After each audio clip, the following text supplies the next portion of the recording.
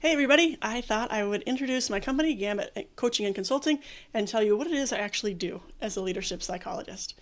But first, I have a question for you. Do you remember learning how to swim? Do you remember how you learned how to swim? Some of us were tossed into the deep end, right? Because the idea was the best way to figure it out is to figure it out. My husband has a story like this when he joined the water polo team for the first time in ninth grade. His ninth grade self showed up ready to go. Coach said, "Go ahead, everybody, jump into the deep end. Ready to go. You're going to tread water." They do. They're in there. They're treading water. They're doing their thing. And then he hands out cinder block with rebar. Everyone has their own cinder block they are supposed to hold over their head while they are treading water. And it's difficult. It is difficult. And some people are struggling, right? There's some bobbing up and down, trying to keep your face oriented toward the air. And the coach looks around, and he looks at my ninth grade version of my husband and says, "What are you doing?" He says, "I'm trying to stay alive." Right? He's like, "Well, you're doing it wrong. You're kicking your legs back and forth. And if you are trying to tread water where you need extra strength, extra power, you've got extra weight you got to hold up, you need to egg beater your legs. They go in a different direction." I think this happens to us also in our professional lives. We get into a new environment, a new space, and we're told, jump in, give it a shot. Let's see what happens, right? And how great would it be to have somebody who could say, "Oh, here's a strategy for you.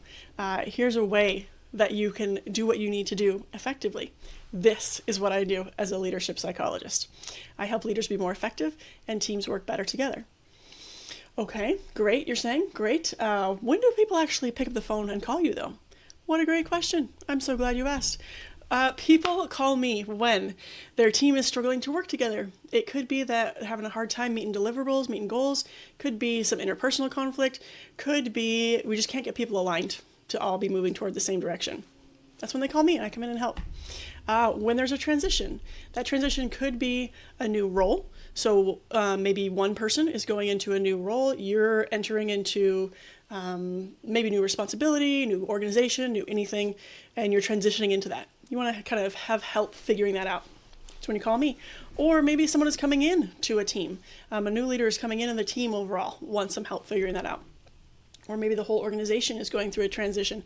This happens a lot with mergers and acquisitions, right? And then anytime two companies are coming together, there's going to be a lot of transition. I also get called for professional development, whether that's at the individual, the team, or the organization level.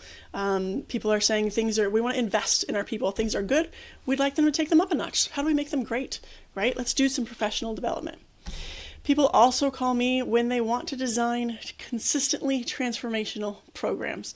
We create a lot of leadership development programs, and we're looking for mindset change, for growth in the people, to give them an opportunity to explore these things. It is very difficult to create that environment consistently, cohort after cohort after cohort. I love helping people think about how to design a consistently transformational program. And finally, when the leadership needs to scale to match the organization.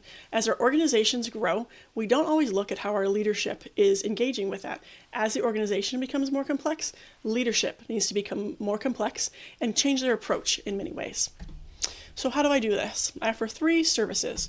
The first is coaching. In my experience, there are three-ish types of coaches. The first is the been there, done that. I can tell you exactly what I did, and if you do what I did step by step, you'll probably have the same results, right? Second is I have a lot of information, knowledge, experience. I can share that with you. Third is I've been trained to ask the questions that help you get at what's important for you in this circumstance, and how do you want to move forward. I tend to sit right between those last two. So I have a lot of experience, a lot of knowledge, a lot of education that helps, and I'm helping you customize it for you and your experience.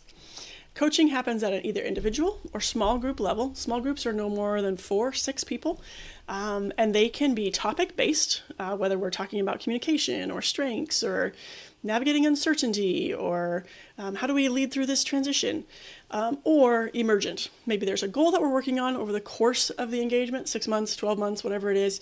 But this week, what we really need to focus on is this decision that needs to be made, or this difficult conversation, or this whatever it is. It can emerge with what's happening for you. Second service is workshops, and these truly are workshops. We are getting in deep with the content, adapting it, making it fit for the participants there, how they will implement this going forward. There's no more than 20 participants in these workshops at a time, and topics are Clifton strengths. Your strengths are talking about the things that you naturally do, that your talents, the way that you naturally think, feel, behave, and then how do we develop them into strengths where we're getting consistent outcomes all the time. So Clifton strengths, 5 dysfunctions of a team. These are the things that teams tend to get hung up on.